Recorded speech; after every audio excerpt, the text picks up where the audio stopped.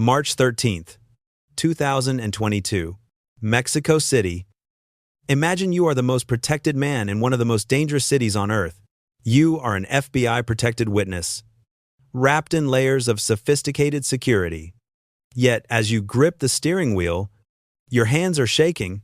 The same twin beams of light have been glued to your bumper for 10 minutes straight. You can't answer the urgent call from your handler.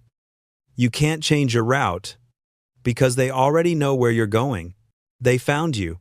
Two black SUVs slam in front and behind. Masked men step out with rifles raised.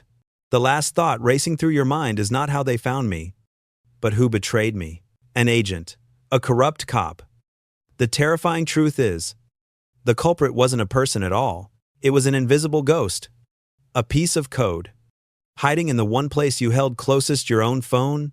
This isn't just a tale of betrayal. It's a chilling look at the future of organized crime. It's the story of how a single hacker, armed with a keyboard and an understanding of obscure network vulnerabilities, managed to bring a powerful cartel's enforcement capabilities into the digital age, effectively destroying 3 years of FBI counter-narcotics work, and it serves as one of the most dire warnings in modern cybersecurity. Welcome back to the Digital Sleuth. Today, we're digging deep into a true crime story where the weapon wasn't a bullet, it was a digital echo. This is the ultimate cybercrime documentary of how a billion-dollar agency was defeated by a $50,000 hack. The war began much earlier. In 2018, the theater was the U.S. Embassy in Mexico City. Our villain wasn't some hardened sicario, but a tech mercenary, a young man with a laptop, hired by the Sinaloa Cartel. His mission simple, but impossible for anyone without his specific skills. Find the FBI assistant legal attaché, and then crack open his entire life. They didn't even have a name. They just knew the attaché was the key to all FBI operations in the region. Our hacker spent 2 days in a textbook physical stakeout, a practice as old as espionage itself. He's tracking routines, looking for the telltale signs of someone trying not to be noticed, the excessive caution, the repeated perimeter checks. Finally, he spots his mark, an American, always leaving around 7:30 a.m., driving an unassuming sedan. Bingo, mark identified. But the physical tale ends there. Why risk a high-speed chase when you can track a man through the global network? The hacker switches on a makeshift device connected to his laptop, a high-powered radio receiver sniffing the air for one specific signal. As the agent drives past, the device pings. He captured the target's phone number, pulled right out of the ether. This is where the story shifts from traditional crime to deep-seated cybersecurity failure.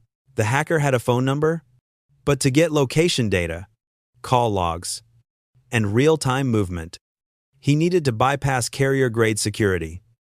How do you hack an FBI-issued phone, protected by U.S. government protocol, without triggering a single alarm? The answer lies in one of the internet's deepest, most dangerous internet mysteries, a 4-decade-old backbone of the global telecommunications network known as SS7, Signaling System 7.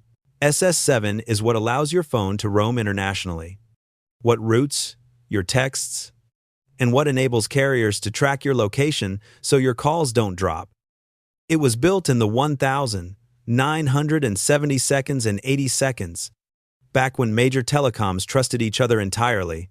It was designed for function, not security. Think of it this way, SS7 is the administrative back-end of the phone system. Because it has to let different carriers ask each other, where is this number right now to route a call? It's inherently designed to give up location data. And here's the kicker, anyone with access to the SS7 network, whether a legitimate player or a criminal who bought a lease connection on the dark web, could send one of these "Where are you?" queries and get a ping back. The hacker didn't need to install malware or send a complex phishing attack email to the agent. He simply used the agent's phone number to exploit this global, decades-old security flaw. The NSA and other intelligence agencies have been using this same technique for years. It's the ultimate backdoor. Within hours, the hacker had tunneled into the cellular system. He wasn't wiretapping the audio. That's a far more complex hack. What he was doing was far more insidious. He was monitoring the metadata, Every time the attaché made a call, a log of the number, the time, and the cell tower used, which is a GPS coordinate, appeared on the hacker's custom dashboard. The phone, a supposed tool of U.S. law enforcement, had become a 24/7 private security camera for the Sinaloa Cartel.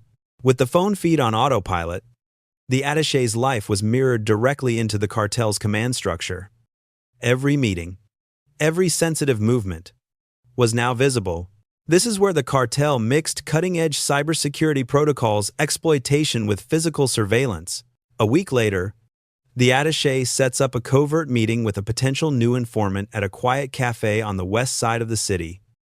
The agent felt safe. He believed the meeting was totally covert. He was dead wrong. The hacker simply checked his dashboard. The attaché's phone pinged a tower near the cafe. That's enough. Next, the hacker didn't even need to send a physical scout.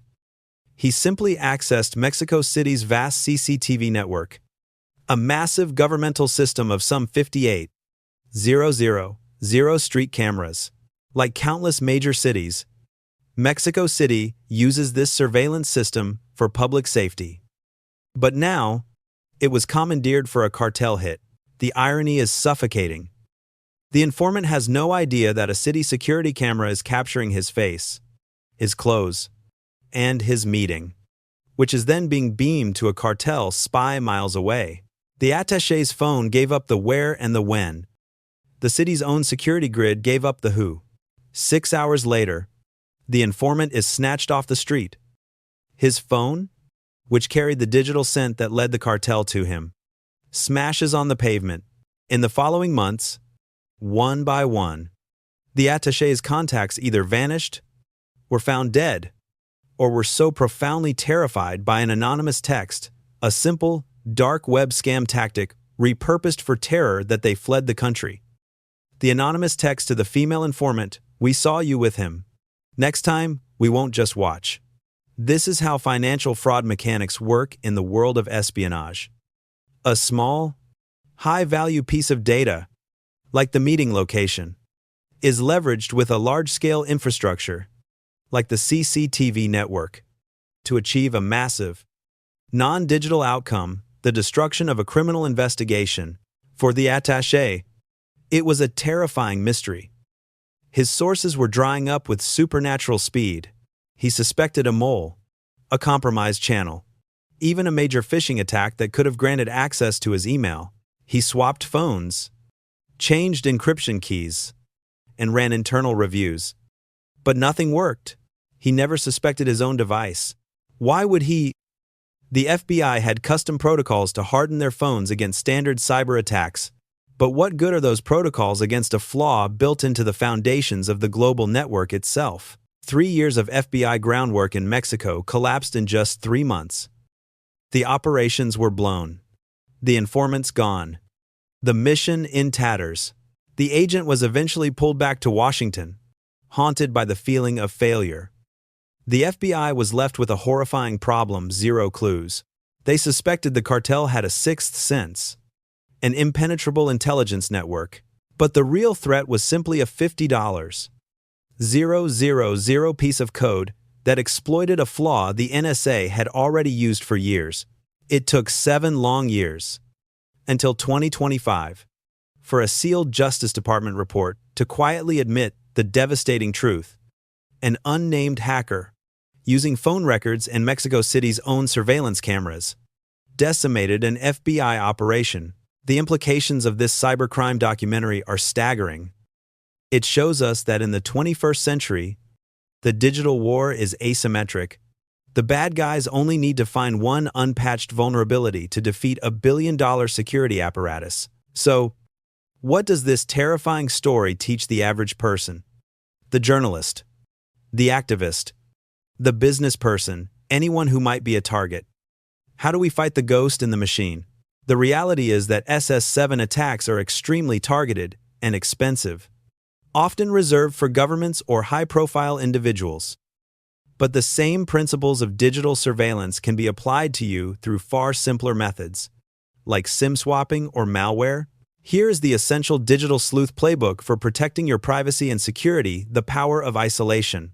If you are ever involved in truly sensitive conversations, whether you're a journalist meeting a source, a corporate executive discussing an acquisition, or an activist planning a rally, do not bring your primary device. Buy a cheap burner phone, and remember physical distance. As the NSA's own mobile best practices now emphasize, do not bring your device to sensitive locations. A simple SS7 or even a sophisticated piece of spyware like Pegasus can turn your microphone and GPS into a weapon. If you are having a conversation that matters, the phone must be off. The battery must be out if possible. And it must be left far away. Next, guard your credentials. The phishing and SIM swap threat. The hacker in this story used an SS7 flaw to get location and metadata. But for most of us, criminals go through your financial service provider or your email. Financial fraud mechanics. Most online bank fraud starts with a phishing email that steals your login or a SIM swap scam. The criminal calls your phone company, convinces them to transfer your number to a SIM card they control, and then they use your number to intercept your two-factor authentication codes. The fix: hardware keys. Stop using SMS for two-factor authentication. Use an authenticator app like Google Authenticator, or better yet, a physical security key like a YubiKey. These are virtually impossible to SIM swap. Finally, master your metadata. The cartel didn't need call audio, they needed call logs and location. We give up this metadata every day. Your routine criminals look for patterns. Change your travel routes, your coffee shops, and your meeting times. Operational security, or OPSEC, is about being unpredictable. Turn off location services. Go into your phone settings right now and turn off location services for every app that doesn't absolutely need it to function.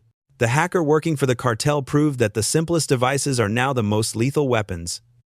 A phone in your pocket, a camera on every corner together. They turn our hyper-connected world into a hunting ground. The FBI has rewritten its playbook. They have new phones, new protocols, and new paranoia. But the damage is done, and the blueprint is out there. The war between cartels and authorities has changed. Now, information is as deadly as bullets. The terrifying question for all of us remains: when the hunters can track you anywhere, when your own pocket betrays you, how do you hide? For more chilling stories from the dark side of the digital world, hit that like and subscribe button. I'll see you in the next investigation. I'm the Digital Sleuth. Stay safe out there.